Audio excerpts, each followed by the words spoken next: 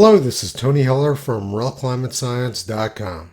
A new study is hot off the press. A massive ice sheet in Greenland is set to raise global sea levels by nearly a foot by the year 2100 in a melting event driven by human-caused climate change, according to a study published on Monday. The study's forecast of sea level rise is more than twice as much sea level rise as researchers had previously calculated.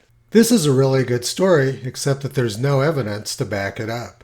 The Greenland melt season has come to an end, and since the beginning of September last year, the surface of the Greenland ice sheet has gained 450 billion tons of ice. Ice gain on the surface of the Greenland ice sheet was above the 1981 to 2010 average in 2017, 2018, last year, and this year.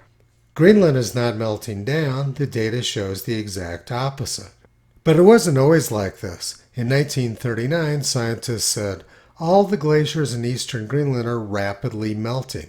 It may without exaggeration be said that these glaciers, like those in Norway, face the possibility of a catastrophic collapse. In 1934, glaciers were melting so quickly that experts predicted that Manhattan was going to drown. 70 years ago in 1952, experts said, melting ice may swamp seaports. Dr. William S. Carlson, an Arctic expert, said last night that polar ice caps were melting at an astonishing and unexplained rate and were threatening to swamp seaports by raising ocean levels. The glaciers of Norway and Alaska are only half the size they were 50 years ago.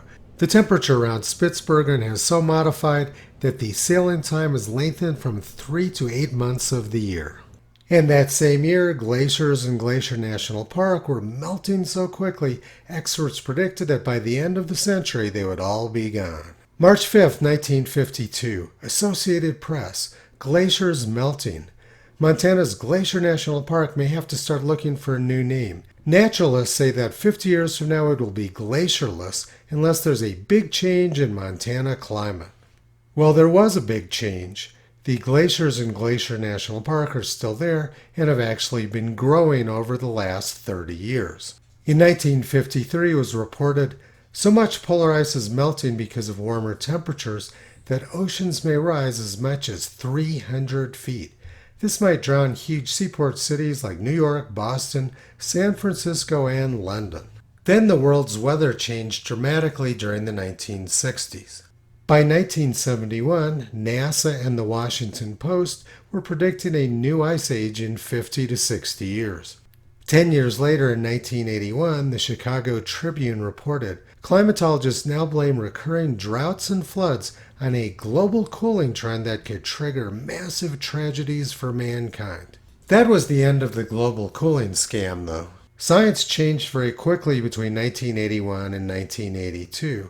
By 1982, NASA's James Hansen predicted a 15 to 18 foot rise in the world's sea level.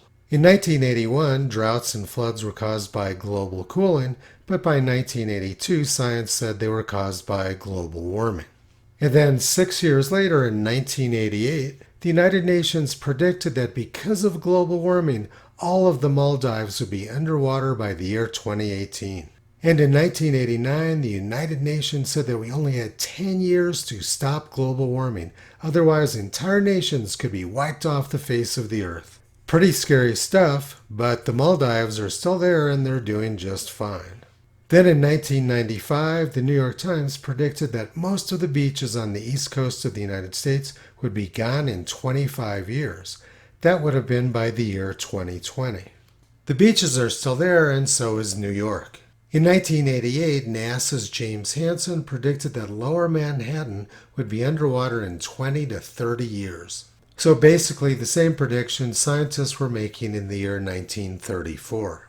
In 1958, the New York Times predicted that even within the lifetime of our children, the Arctic Ocean may open, enabling ships to sail over the North Pole. However, there's still lots of ice in the Arctic and there's no ships sailing over the North Pole. And last autumn, lots of ships got trapped in the ice. Claims being made about sea level are also equally ridiculous. Sea level is rising at about the same rate it was a century ago. In fact, the sea level rise rate at Boston was higher in 1950 than it is now. The measured rise rate at Boston, shown as the dashed line, has been lower than all of the expert forecasts. The experts have failed with their predictions over and over again. But instead of admitting that they don't know what they're talking about, they simply double down with their nonsensical forecasts.